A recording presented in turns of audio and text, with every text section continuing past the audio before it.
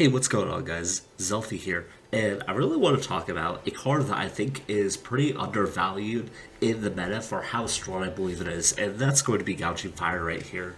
Gouging Fire has some really good traits attached to it. I think it make it look stronger than it appears. So, while this card does, a raw 260 damage, it's kind of that middling point between not doing enough damage to knock out V-stars, such as like Palkia V-star, or Regidrago V-Star, but it kind of overkills on some of the bulkier Pokemon too, such as, Miraidon, Roy Moon, things am on that bracket. But that 260 damage is actually extremely relevant because as long as you break into certain breakpoints, it actually doesn't take much for you to get into the range where you're able to knock out most things that aren't like a stage 2 EX, such as like Gardevoir or Charizard or Dragapult, for example.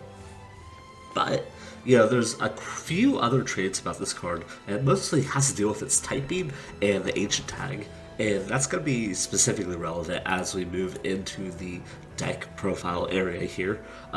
What Fire Ancient has that no other combination of cards in the game has right now is both a supporter and a stadium that ramp energy onto it. So using the combination of Professor Sada's Vitality and Magma Basin, you're able to ram two energies without having to use your manual attachment from hand, and that's really good.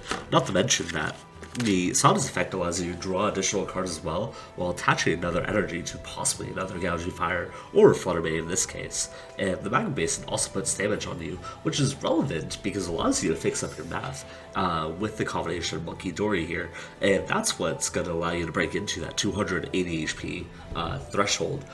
This will allow you to hit, like I talked about earlier, Ceruledge, Palkia V-Star, Regidrago V-Star, and a couple other guys off the top of my head I can think of are like Raging Bolt, the Bravery Charm, and that's really solid.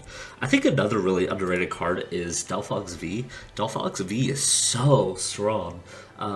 We've had formats before where we've had turn 1 snipe. I think the last time this was very manageable, I suppose, was either with Ice Cube in Mew VMAX, though that could only hit the bench, it could only hit one Pokemon. And then also at that same time, we had Radiant Greninja Lawson, which would use a combination of Scoop Net, Escape Rope, Switch Cart, switches, all in tandem to switch as many possible times so you can hit a Radiant Greninja turn 1 and snipe on turn 1. So we haven't had a great turn 1 double snipe in a while, and Delphox is still around, and it's really strong.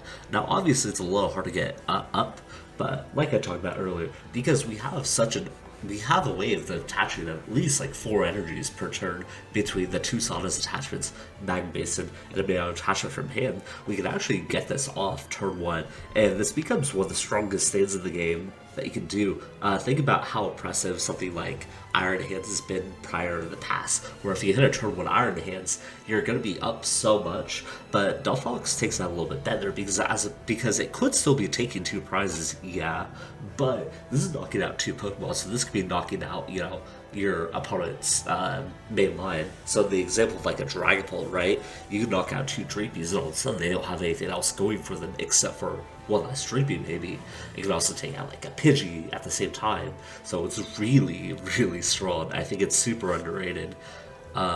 It's really like the big thing that's making this whole deck work is that you have so many energy ramping tools, and this all comes together with Secret Box. This is a card I wasn't too high on before, but what I've realized is this card is just like computer search on drugs, and in this deck specifically, you're grabbing perhaps 3 of the best cards in the game between like maybe one of the best supporters in Sada, the absolute best tool of the game in Forest Sealstone, and arguably the best stadium that is an ace spec of the game in Magma Basin. So you're grabbing 3 really powerful cards, and then most of your items are very, very strong and flexible anyways, right? Another positive thing about this deck, like I said before, is one, the Munkidori, which allows you to shake off some damage in matchups, but it also the fact that you have Magma Basin attached to your bench and everything requires at least one colorless energy, means that you get away from running jet energy, and this always feels like such a strong option for basically getting you out of situations where they can try to lock you up. So you're hardly ever getting boss stalled, you can beat block lacks pretty handily with your 4 jet energies, and it just feels super, super nice. The other things that are worth mentioning are the Enteis. This card is pretty good to start out with, so if you see this in your opening hand, this is a pretty good Pokemon to put down because they're not always going to be attacking with it. But one, it is a V Pokemon, so this could be your Forest Healstone target if you need to put one down on the field. And two, it has Fleet-Footed, which allows you to just get an extra card, which can be very helpful. Entei is much more useful if you're trying to boss up a Teal Mask Gogurpon, so you could do something like Magma Basin Entei, Jet Energy, Boss, and that means like if you don't have a Sada, you still have valid play for taking down like Ogre against the Rigid Bolts or the Rigid Dragos out there. And so I think this deck is extremely, extremely strong. I wouldn't say it's like tier 1, but I think if we're talking about like the low to the ground, basic EX aggro decks, I think Gouging Fire is definitely like the one that's on top of my radar. I do think this is better than Miraidon. I do think it's better than like Big Moon EX.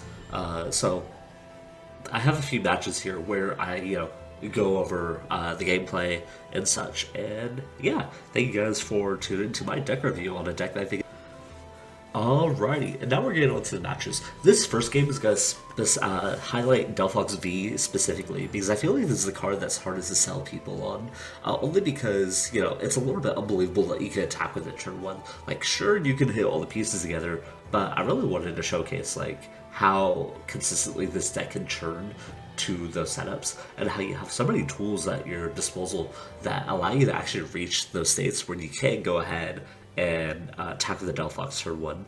This also gets Ceruledge, which I think is a relevant matchup to showcase as well, because one of Ceruledge's biggest strengths is actually its HP. Same thing with like Goldengo, and that has barely enough HP to survive through some of the regular like low prize or low to the ground attackers. Think your decks like Miraidon or Terapagos, for example, that normally wouldn't be able to hit a Pokemon with 207 HP or 206 HP. It's just a little bit out of the range that it's annoying, but it's not like, it's not low enough that you can overcome it very easily. But Gouging Fire has no issues with that, where other decks in that same bracket would tend to struggle with a deck like this. Even like Archaludon is another example of a deck that could maybe struggle.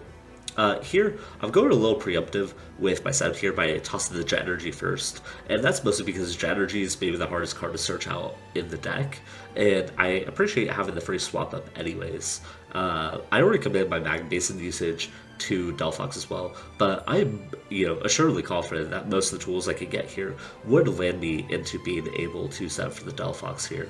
And so I'm just going to go ahead and get the Sadas, my Secret Box, just pulling all the useful cards up, and I'm able to toss the energy onto the Delphox. Now, you could argue that maybe I don't need to go for this play, but I really wanted to limit my opponent's Ceruledge setup. I don't want them using like Hyper Roma, for example, and setting up a bunch of Ceruledges, and that becomes a little bit too much for me to overcome in the late game.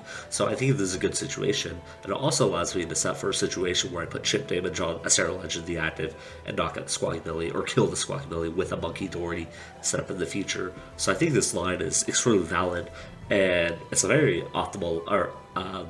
optimistic line as well.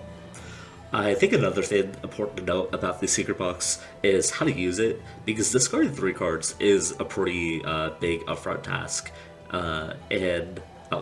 He goes for the catcher here and is able to pull something up, right? He pulls the Squawkabilly, which is actually a little bit to my benefit because it puts the Delphox back onto the bench, which then allows me to set up a little bit more with Magma Basin. But, going back to it, with the Secret Box, you should not be afraid to discard a supporter or state in your hand. You run 4 copies of Sadas, and you run 3 of Boss, and even if, you are already low on them, you have a Pal Pad in the deck anyways, so you technically have an extra source of those supporters anyways. So you should definitely always, discard your Magma Basins and, your Sadas with your Secret Box in order to grab something else, because it's essentially a card goes neutral. You may be losing one of those cards, but you're not always going to need 4 Sadas in the entire game, right? I've won this game off of 2, I'm pretty sure, or even just 1. So that just goes to show you, you have resources, you're free to discard them. And that's like kind of the neat part about this deck and how it's able to dig so much, is that it has so many things that are fine just being used as fodder, like so many Ultra Balls and Jet Energies and so much. You run excessive amounts of this stuff because you really don't need much. You just need to hit the best cards in the deck. Also, here, I'm going to pull my Forest Seal Stone. I technically don't have to do this yet, but I'm pretty sure Delphox is going down next turn, and so I'd rather go ahead and grab the few energies out of my deck and start drawing more cards of Greninja, because getting it as far into your deck as possible is what gives you this extra consistency. As you can see, this is only turn 2, and I'm already at the bottom 20 cards of my deck. I know that's whole Center Legend's whole biz, and that's why he's super low, but for a deck that's just simply playing raw draw power, you can go pretty far in your first few turns. I will say one of the few weaknesses of this deck that I think other decks of its caliber struggle less with is that Iono/Roxanne can be a little hard to deal with in general, just because I feel like there's no savior effect in this deck. You could maybe run a Mew EX, but ultimately you're only reliant on Fez, and if you're in a matchup where your opponent is going to Iona you both want to put Fez down early, but also don't want to game bossed up, so it's really, really tough to play around. Anyways, here I've already identified I have lethal in my hand, thanks to the Magma Basin being able to attach an energy there. I have the Sada to grab another energy, and I have the other dark energy in my hand that just Munkidori to the active. I can just even manually switch to, I don't even have to play the switch card, and I'm able to get the knockout and just clean up this game with very little effort. And I've also noticed a lot of decks in this format have been trying to go first. At least when I went to the 1K tournament down at Riverside yesterday, as of uploading this video, there was a lot of people just complaining about how they weren't getting the dice rolls and they're having to go second all day. And I think it's just because of how centralized Regidrago and Lugia has become in the format, and even Iron Thorns, Dreepy, stuff like that. So having a deck that wants to go second, I think, is extremely strong to capitalize on that. Granted, you're giving your opponent the opportunity to go first, which is what they want. That could be bad, but Anyways, here is my opponent playing that weird Lake Trio deck that you might have been seeing on the ladder. I'm just trying to use my Trekking Shoes to dig as far as possible into the deck. I really don't need a whole lot to get me going, so we're just going to go ahead and dig as much as possible to get the donk here. This is mostly just the showcase, hey, you have so many ways of just searching out for the pieces that you need to get ahead. And here is also where I want to talk about some other cards you might want to include. I've heard some people try to talk me into playing Hisuian Heavy Ball, because I play a few one-ofs that are kind of relevant, like the Delphox, the Squawkabilly, the Radiant Greninja, for example. But I don't like the Heavy Ball in a deck like this, because I'm not playing anything that hard searches it besides the Forest Seal Stone or the Secret Box, and that feels a little bit rough. The biggest strength of this deck is that I run an obtuse amount of cards that get me there, essentially, right? I don't have to rely on losing resources as much, because I'm playing extras of essentially everything. And playing one Hisuian Heavy Ball would kind of defeat the purpose of that, even if it could be nice in a few situations. The only other card that I'd be considering, and I've been trying to figure out how to fit into the deck, is an Iron Bundle, because I think there's situations that can be opened up with an Iron Bundle. For example, your opponent starts Rotom and has 2 Charmanders. What do? You'd want to be able to Iron Bundle so you can use Delphox and knock both of them out. It can also allow you to knock an Iron Thorns out of the active, possibly without having to expend your boss, and this could give you back to your Radiant Greninja, your Squawkabilly, even your Entei's Fleet-Footed, which could be relevant when Iron Thorns is slowing you down and becoming more and more popular, it feels. So I would definitely try to find room for an Iron Bundle in here. I just don't exactly know where I would include it from, but on the top of my list of cards to put in here, Iron Bundle is one of them. The Flutter Mane may seem like a little bit of a strange choice outside being an ancient Pokemon and having colorless energy, but it's just why do you need this card? And the big answer is mostly just like for Mimikyu.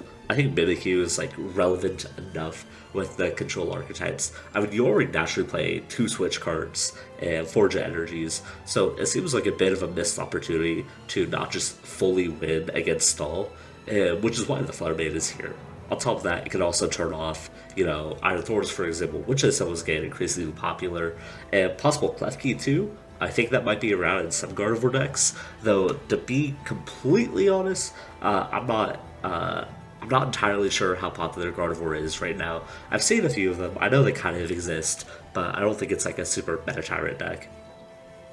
Here, I'm able to take the 1-prize knockout against the Flutter Mane, which I'm not extremely happy about, because typically in these like 2-prize matchups, what you really want to do is to get the first weight on a 2-prizer, because if you kill a 1-prizer, essentially means nothing if you're being face-to-face with 2-prize attackers for the rest of the game.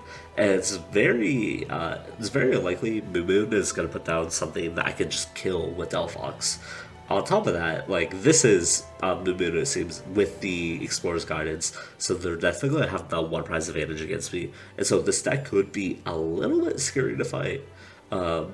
So I don't even remember how I get past this game, but I figured Entei would be a good start. It could force my opponent to do some risky things here. Having a natural like 230 HP is really nice in situations like these, just because you dodge that like 220 threshold that decks like Archaludon, Roaring Moon, Miraidon hit, and you're a little bit safe. He is going to go for the Frenzy Gouging here, and unfortunately attaches a Agent Booster Capsule to the active. I don't run a Lost Vacuum in the deck, and it is kind of a card I wish I had in some situations, but alas, we'll make do. Here, I'm not entirely sure like what my best line would be, but I feel like I'm going, so I'm going for the Flutter Mane, and the reason for this is if I attack with Flutter Mane, I can put 20 onto the bench, and this will allow me to kill with the Delphox later, which just opens up more avenues for me to attack. And I needed it for a Sealstone target anyway, since my Entei just died. So that's why I don't mind committing to the Delphox at all. My deck also doesn't play anyways of like disrupting the hand, which kind of blows, but also means like what you have is what you get, and allows you to freely like overcommit to resources in your hand most of the time, I feel like. So I never have to be like, oh, I might draw a research and I'll lose all these cards if this happens. No, this card is just essentially all gas. I don't play 10 damage on the Radiant Greninja here, which I think accomplishes the same thing. It still becomes fodder for Delphox eventually. I don't have anything further to add on, but this is just like one of those times where like the Flutter Mane is actually doing something and help me manage the prize trade against my opponent, because now this has the chance to put my opponent down onto the 7 prize line, where they'll have to find a different way to get through. I'm also realizing that putting it on the Delphox was a little bit, or not onto the Delphox, put it onto the Greninja is kind of nice, because it could lower their damage output, which I don't think will matter that much, but there's a chance we'll miss the KO onto my Gouging Fire. But it also means that knocking out the Greninja means I can turn off their draw support. And I also now see the way that I get the KO onto the Baby Moon here, and that's with the Munkidori. Now granted, it seems like the getting all the pieces together is going to be a little stiff, because I'm going to have to get an energy switch somewhere. But, it's pretty easy to just Magma Basin onto the Delphox here and look to see where I'm going next. I'm just also thinning out more cards in my deck. I'm essentially always trying to thin out as much as I humanly can, because, like I said, I don't have any researches or Ionos. I really need save resources, and the closer I am to the bottom of my deck, the closer I can be to drawing cards that actually matter, which is why I typically start tossing things that don't matter. It's where that self-destructive nature comes into play. Here, I'm just going to move all the damage off my Delphox. You could argue that I don't need to move all the damage off of it, but I'm pretty sure it's going to go down anyways. And my opponent just concedes after seeing that. So, I managed to scoop the 2 prize trade back into my favor, and the Gouging Fire could likely just come in afterwards and take the knockout here. I don't remember what this last game is. I think it's just me dogging on the Archaludon, just as a time to talk about the deck a little bit more. But this is a deck I almost brought to Sacramento. I only did it because I didn't have enough experience played the deck yet or have a good list to go off of. But I really believe that this deck is super strong. I would put my eggs in the basket if you were to tell me to go to a regional event with this. And I think the explosiveness of your turn 1 plays like really help it get off the ground. On top of that, there's like an absurd amount of consistency that I think is pretty unfounded here. Also, my Squawkabilly is prize, so this sucks. So I'm gonna go ahead and grab my Secret Box instead, and hope this gets me off the ground. Basically just ground me all my stuff. Grabs my back base and a Switch Cart allows me to get going, hopefully here. Hopefully this on it like draws me into something relevant, right?